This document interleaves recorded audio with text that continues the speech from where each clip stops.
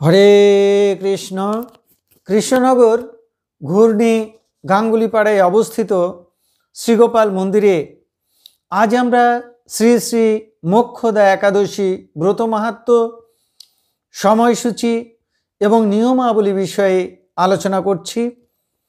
শ্রী গুরুদেবকে নমস্কার, ভগবান শ্রীকৃষ্ণকে নমস্কার, ভগবান শ্রী নারায়ণকে নমস্কার, ভগবতী দুর্গা দেবীকে নমস্কার। এখন আমরা আলোচনা করছি শ্রী শ্রী মোক্ষদা একাদশী ব্রত মাহাত্ম্য, সময়সূচি এবং নিয়মাবলী। এই একাদশী লাগছে 24শে অগ্রহায়ণ রাত্রি 12:58। একাদশী থাকছে 25শে অগ্রহায়ণ রাত্রি 10:37 পর্যন্ত। একাদশী পালন হচ্ছে 25শে অগ্রহায়ণ বুধবার, ইংরেজি 11ই ডিসেম্বর 2024। একাদশীর পারণ 26শে অগ্রহায়ণ বৃহস্পতিবার সকাল 9:45 মধ্যে। এখন আমরা শ্রী শ্রী মোক্ষদা একাদশী ব্রত মাহাত্ম্য বিষয়ে আলোচনা করছি। মহারাজ যুধিষ্ঠির ভগবান শ্রীকৃষ্ণের নিকটে অগ্রহায়ণ মাসের শুক্লপক্ষে যে মোক্ষদা একাদশী, সেই মোক্ষদা একাদশীর ব্রত মাহাত্ম্য বিষয়ে জানতে চেয়েছিলেন।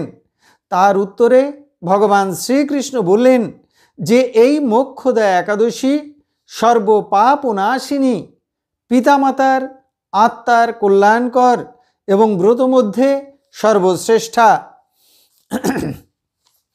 এই একাদশীর দেবতা শ্রী দামোদর। তিনি তুলসী, ধূপ, দীপ এবং নৈবেদ্য প্রভৃতি উপাচারে পূজনীয়।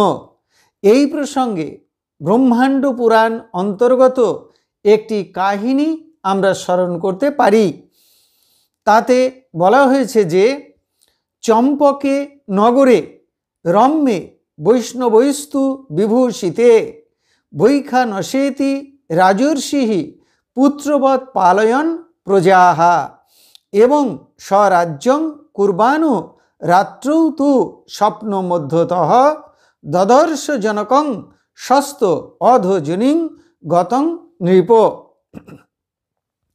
অর্থাৎ এক সময়ে চম্পক নগরে বৈষ্ণবীয় গুণে বিভূষিত বৈখানস নামে একজন রাজা ছিলেন।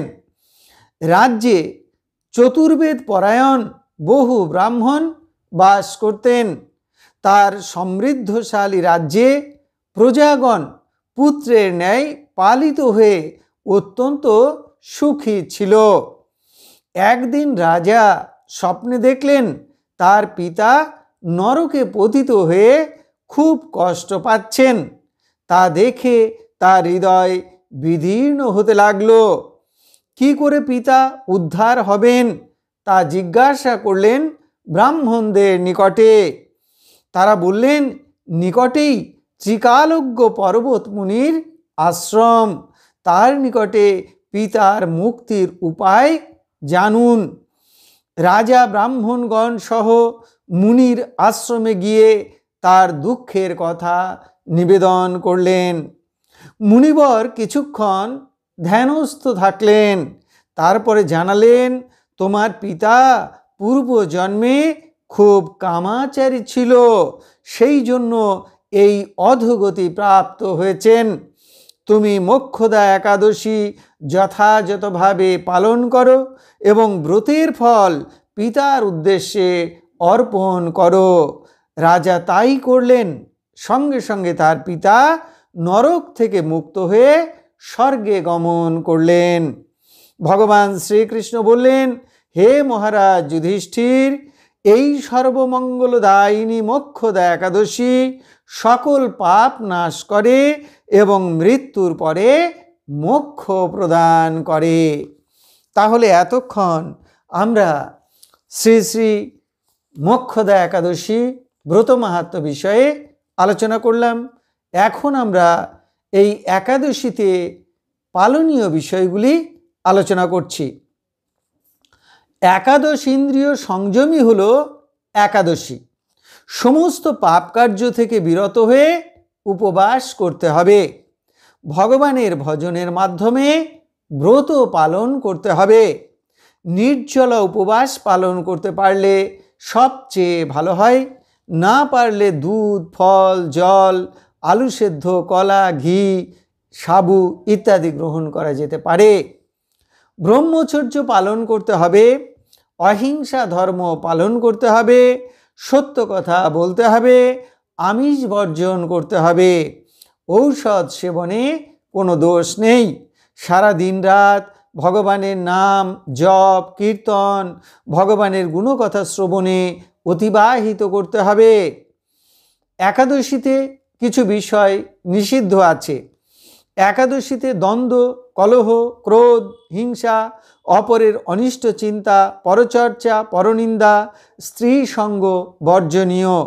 ধান, গম, যব, ভুট্টা, ডাল, সর্ষে এবং সয়াবিন তেল বর্জনীয়। গৃহে ভগবানের অন্নভোগ দেওয়ার রীতি থাকলে দেওয়া যাবে, তবে প্রসাদ গ্রহণ করতে হবে দ্বাদশীর দিনে। একাদশীর দিনে ক্ষৌর কর্ম করা যাবে না। সাবান এবং প্রসাধনী ব্যবহার করা যাবে না। দশমীতে কাঁসার বাসনে ভোজন, আমিষ, মুসুর ডাল নিষিদ্ধ। মিথ্যা কথা বলা, ছোলা, মধু, পরান্ন, স্ত্রী সঙ্গ, তেল ব্যবহার, দিবানিদ্রা বর্জনীয়। একাদশীতে গন্ধ, অনুলেপন, সাজসজ্জা, অসত্য ভাষণ, দ্রুত ক্রীড়া, দিবানিদ্রা বর্জনীয়। তাহলে এতক্ষণ আমরা শ্রী শ্রী মোক্ষদা একাদশীর সময়সূচি, ব্রত মাহাত্ম্য এবং নিয়মাবলী বিষয়ে আলোচনা করলাম। এখন আমরা ভগবান শ্রীকৃষ্ণের চরণে প্রার্থনা জানাচ্ছি, হে ভগবান শ্রীকৃষ্ণ, এই নাও তুমি আমার দেহ, এই নাও তুমি আমার মন, এই নাও তুমি আমার প্রাণ, এই নাও তুমি আমার আত্মা, এই নাও তুমি আমার জীবন যৌবন যথা সর্বস্ব। হে কৃষ্ণ কৃপা সিন্ধু, তুমি আমার পিতা, তুমি আমার মাতা, তুমি আমার পুত্র, তুমি আমার কন্যা, তুমি স্থাবর জঙ্গম কীট পতঙ্গ লতাপাতা রূপে রূপে প্রতিরূপে তুমি বিরাজিত। তুমি ব্যতীত এই ত্রিভুবনে আর কিছু নেই। হে কৃষ্ণ কৃপা সিন্ধু, তোমার আতুল চরণে আমার কোটি কোটি নমস্কার। পুনরায় তোমার আতুল চরণে কোটি কোটি নমস্কার। হে ভগবান, তুমি আমাদের শুদ্ধা ভক্তি দাও, ব্রহ্ম জ্ঞান দাও, সকলের কল্যাণ করো, সকলের মঙ্গল করো। হরে কৃষ্ণ।